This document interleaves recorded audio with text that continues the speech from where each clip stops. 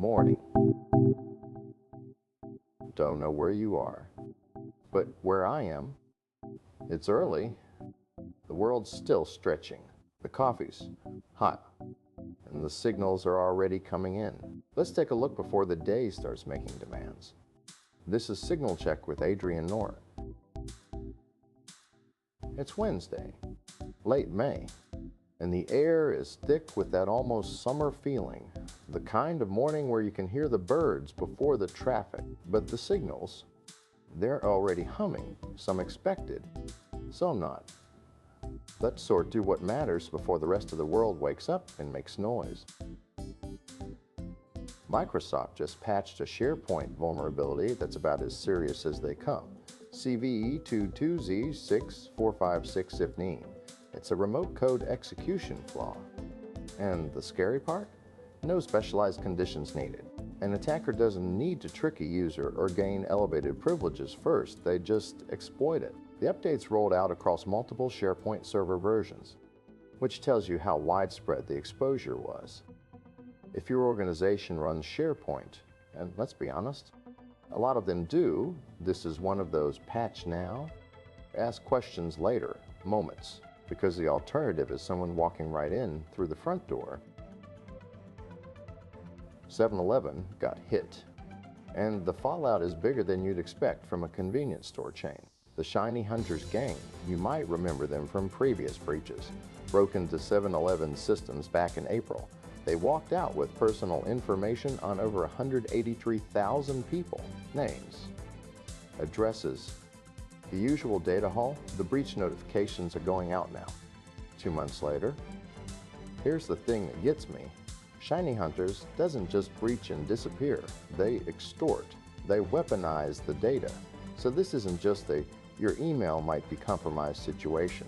It's a reminder that even the most everyday companies, places you stop for coffee and gas, hold sensitive data that bad actors want. And the supply chain of trust, it's fragile. Now this one's genuinely alarming. A coordinated supply chain attack called Trapdoor just hit 3 major package ecosystems at once: NPM, PyPI, and Crates.io. That's JavaScript, Python, and Rust. The attackers seeded malicious packages designed to steal credentials. And they didn't just spam one repository, they went cross-platform.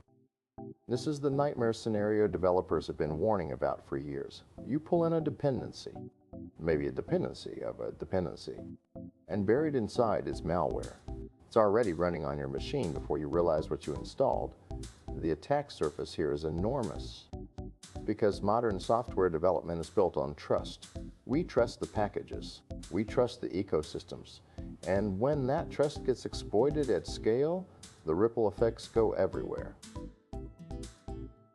A hacker enters his gut presence for something that sounds almost quaint in 2026, but was deeply serious. He sold access to the state's emergency network for Bitcoin. Let that sit for a second.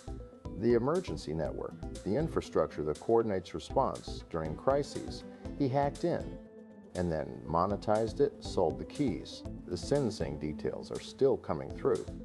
But the case is a stark reminder that critical infrastructure is a marketplace now. There are people actively selling access to the systems that are supposed to save lives, and buyers willing to pay. Here's something lighter, because we need it. There's a group of runners who've been dressing up as salmon every year since 1994, and they run a historic race, backwards, upstream, naturally. And every has to go through a bit of absurdist performance art. But it's become a beloved tradition.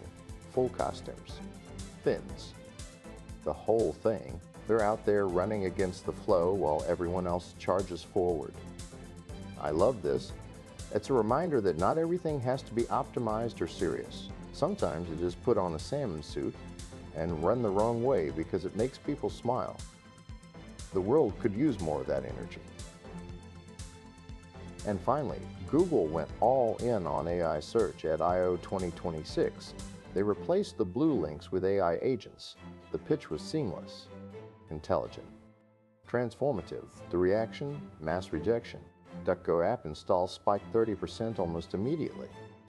Turns out people don't want to be force-fed AI summaries when they're just looking for a link. They don't want an agent deciding what they should see.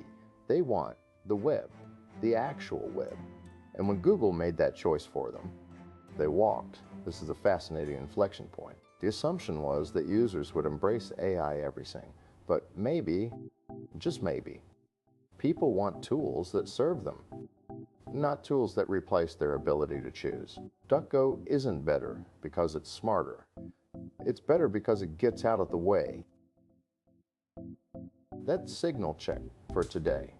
Close the tabs, step outside. The day's waiting. We'll talk again next time.